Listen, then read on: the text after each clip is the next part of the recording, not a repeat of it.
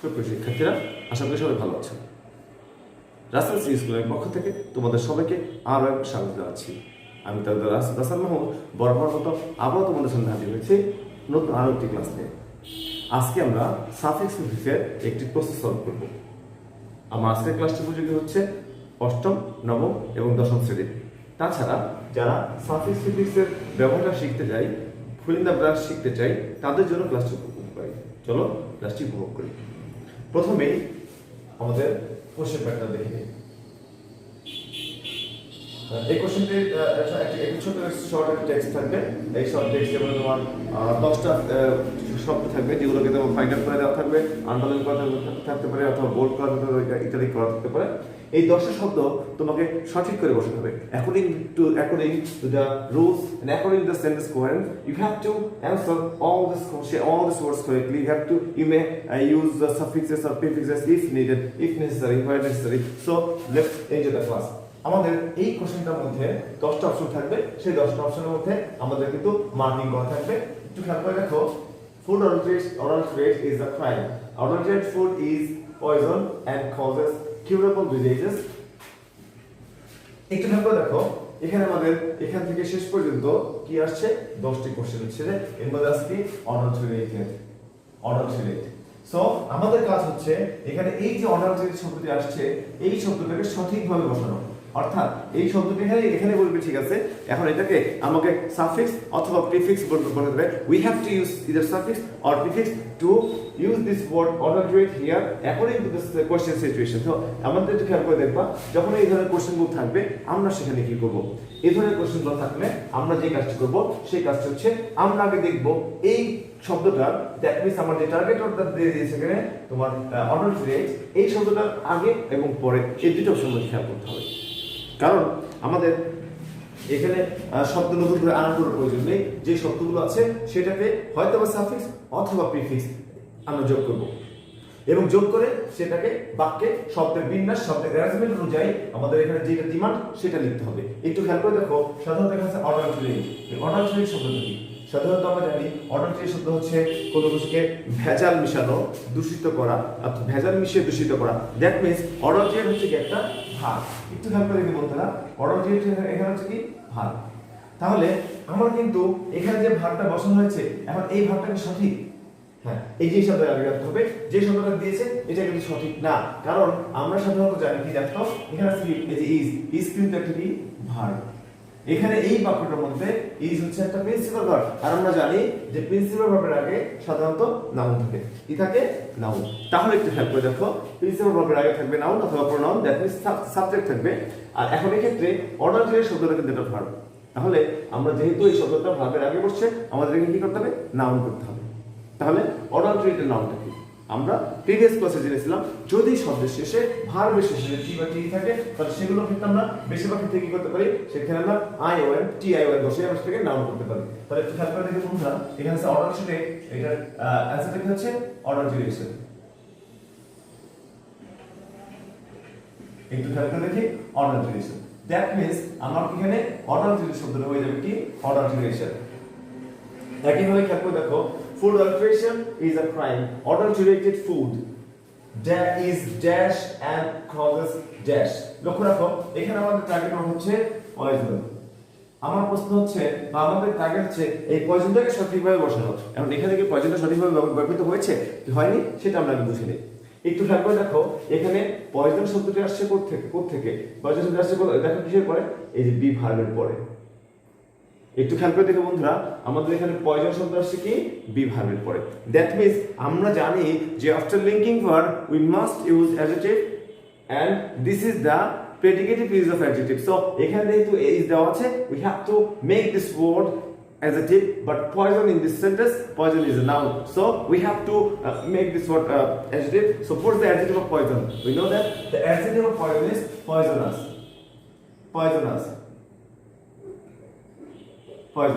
That means we have to write poisonous instead of writing poison. Now go to the next option. Adulterated food is poisonous and causes curable diseases. causes curable diseases একটু খেয়াল করে দেখো বন্ধুরা এখানে কি আসছে এখানে আসছে যে causes curable diseases এখানে একটু খেয়াল করে দেখো এখানে ডিজিজ শব্দ থাকে ডিজিজ শব্দটা কিন্তু বলতে একটা নাউন আর আমরা কিন্তু জানি যে নাউনের আগে যদি কোনো শব্দ বসে তাহলে অবশ্যই সেটা হবে অ্যাডজেক্টিভ অথবা হবে কি ডিটারমিনার তার নাউনের আগে ফলে কি হবে অ্যাডজেক্টিভ অথবা ডিটারমিনার তাহলে একটু খেয়াল করে দেখি যেহেতু এখানে না অ্যাডজেক্টিভ হচ্ছে না এই ডিজিজ হচ্ছে নাউন তাই আমাকে এই কিউরেবল শব্দটাকে কি করতে হবে অ্যাডজেক্টিভ করতে হবে তাহলে খেয়াল করে দেখো এখানে কিন্তু এবং দেওয়া আছে দ্যাট মিন্স আমার অ্যাডজেক্টিভ করতে হবে সেখানে কিন্তু অ্যাডজেক্টিভ দেওয়া আছে এই অবস্থা আমি কি করব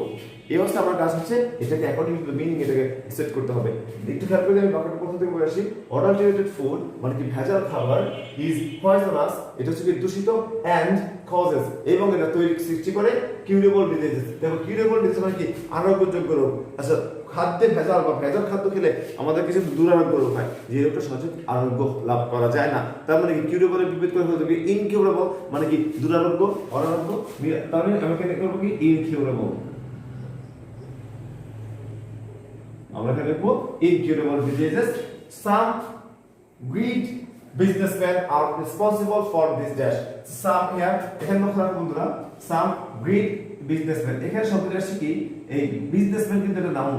আর আমরা একটু জানলাম যে নাউনের আগে আমরা সাধারণত কি করি অ্যাডজেক্টিভ বসবে বাট অ্যাডজেক্টিভের ব্যবহার কিন্তু মাত্র দুইটা এক হচ্ছে এটা বি ভার্বের পরে বসবে যেটাকে বলা হয় প্রেডিকেটিভ ইউজ অফ অ্যাডজেক্টিভ আর হচ্ছে এটা নাউনের আগে বসবে যেটাকে আমরা বলি attributive use of adjective that's why in this sentence adjective is used as predicative use so attributive use because এখানে বিজনেসম্যানটা নাউন আর তাই নাউনের আমাদের অ্যাডজেক্টিভ ব্যবহার করতে হবে একটু খেয়াল করে দেখো এখানে হচ্ছে গ্রিড তাহলে গ্রিডের অ্যাডজেক্টিভ কি গ্রিডি রাইট আমরা তাহলে কি লিখবো গ্রিডি তাহলে এই গ্রিডের অ্যাডজেক্টিভ আমরা কি লিখবো গ্রিডি একটা ওয়াই যোগ করলাম so some greedy businessman are responsible for this wicket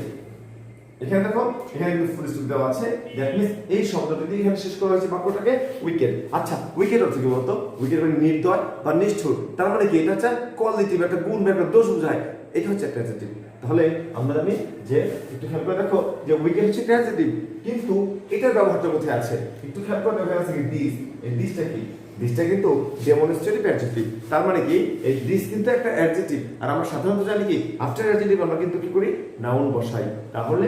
আমরা এখানে যে আছে উইকেট এই উইকেটের নাউন করতে হবে তো এটার নাম কি হবে বলতো রাইট এটার নাম হবে উইকেটনেস রাইট এটার নাম হচ্ছে উইকেটনেস The steps so far taken by the government against those honest businessmen আচ্ছা একটু খেয়াল করে দেখি the steps মানে কি পদক্ষেপ so far taken by the government এই পর্যন্ত সরকার যে পদক্ষেপগুলো নিয়েছে against those ওই সকল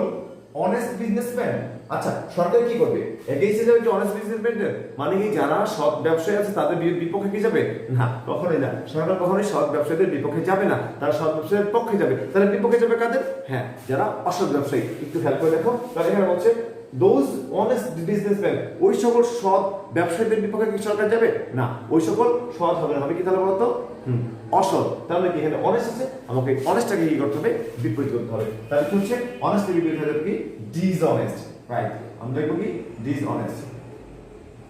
তাহলে আমরা অনেস্টের বিপরীত করে ফেললাম ডিসঅনেস্ট তাহলে বন্ধুরা আমরা আশা করি এতটুকু বুঝতে পেরেছি এরপর দেখো those dishonest businessmen real deserve praise এখানে একটু খেয়াল করে দেখো রিয়েল এই রিয়েলটা কিন্তু সাধারণত একটা অ্যাডজেক্টিভ কিন্তু লক্ষ্য রাখবা এই অ্যাডজেক্টিভটা কাকে মডিফাই করেছে ডিজার্ভ শব্দের অর্থ হচ্ছে কি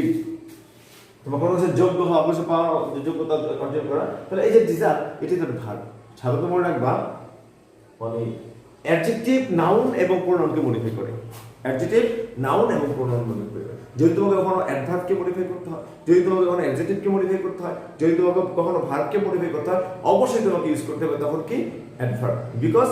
অ্যাডজেক্টিভ এর কাজ হচ্ছে নাউন এবং প্রোনাউনকে মডিফাই করা নাউন এবং প্রোনাউনকে মডিফাই বাদে যদি অন্য কোনো ওয়ার্ডকে মডিফাই করতে হয় ইভেন টোটাল সেন্টেন্সকে যদি মডিফাই করতে হয় তাহলে কিন্তু আমাদের ইউজ করতে হয় অ্যাডভার্ব সো একটু খেয়াল করে দেখো এখানে আছে ডিজার্ভ আর ডিজার্ভ কিন্তু একটা ভার্ব তাই এই রিয়েল শব্দ কাকে মডিফাই করবে ডিজার্ভকে যেহেতু ডিজার্ভ একটা ভার্ব সেহেতু আমাকে কি করতে হবে রিয়েলকে অ্যাডভার্ব করতে হবে কারণ ভার্বকে মডিফাই কেবল অ্যাডভার্বই করতে পারে তাহলে খেয়াল করে দেখবা এখানে আছে রিয়েল অ্যাডভার্ব গ্রহণ করার জন্য আমাদের শুধুমাত্র একটা এনও যুক্ত করলেই হয় সাধারণ অ্যাডজেক্টিভগুলো থেকে তার আমি কি লিখবো রিয়েল রিয়েলি আর এল আমরা এই রিয়েলটা রিয়েলি এবং একটা অতিরিক্ত এল যুক্ত করেছি রিয়েলি রিয়েলি হচ্ছে আমার answer that's why those dishonest businessmen really deserve praise তার মানে কি এখানে সরকার অসৎ যে ব্যবসায়ী আছে তাদের এগেইনস্টে তাদের বিপক্ষে যেই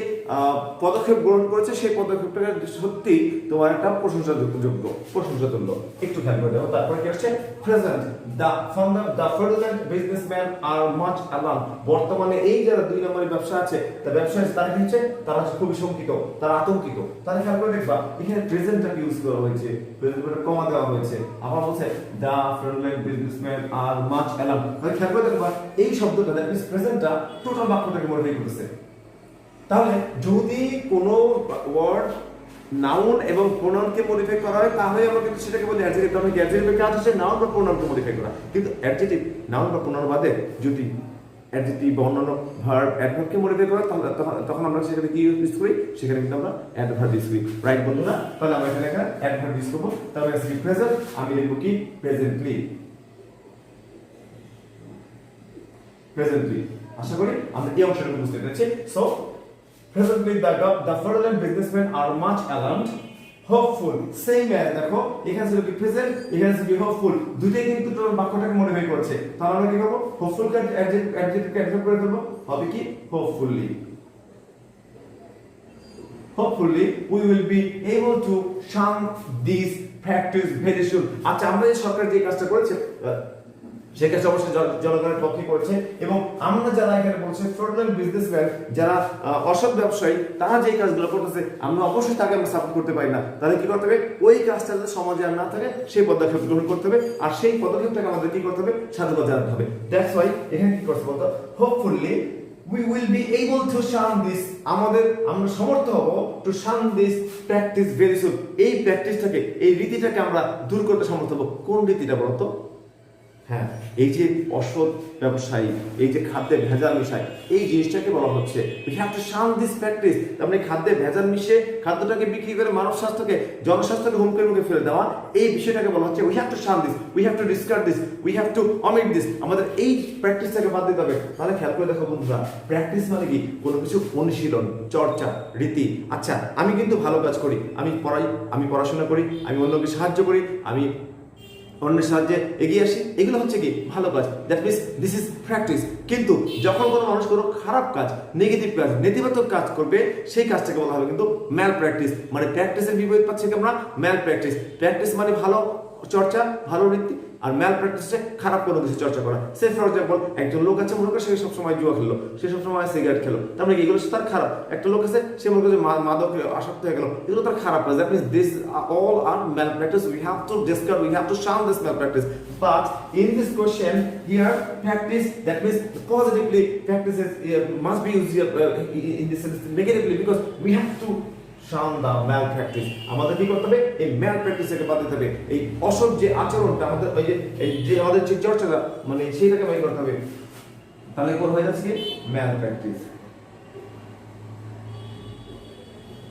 শিক্ষার্থীরা আশা করি আমরা এই ক্লাসটি বুঝতে পেরেছি আমরা এখানে চেষ্টা করছি একটি কোশ্চেনকে সুন্দর করে বোঝানোর আশা করি তোমরা বুঝতে পেরেছো আমার এখানে একটু খেয়াল করে দেখি আমাদের এখানে আরো অনেকগুলো বিষয় আমাদের জানতে হবে জানা আছে সেগুলো হচ্ছে কিভাবে আমি নাউন গঠন করবো কোন ওয়েতে নাউন গঠন করবো কোন ধরনের ভার্ব থাকলে কোন ধরনের ওয়ার্ড থাকলে আমি কি যোগ করে নাউন গঠন করবো সাফিক্স ব্যবহার করবো নাকি প্রিফিক্স ব্যবহার করবো এই বিষয়গুলো নিয়ে তোমাদের যদি কোনো প্রশ্ন থাকে আমাকে অবশ্যই নির্দিষ্ট প্রশ্নগুলো করতে পারো আমি পরবর্তী ক্লাসে অবশ্যই সেই বিষয়ে কোনো ক্লাস দিব আর সেই আশায় সেই প্রত্যাশায় আজকে আমরা এখানে শেষ করলাম আল্লাহ হাফেজ সবাই ভালো থাকো সুস্থ থাকো খুদা হাফেজ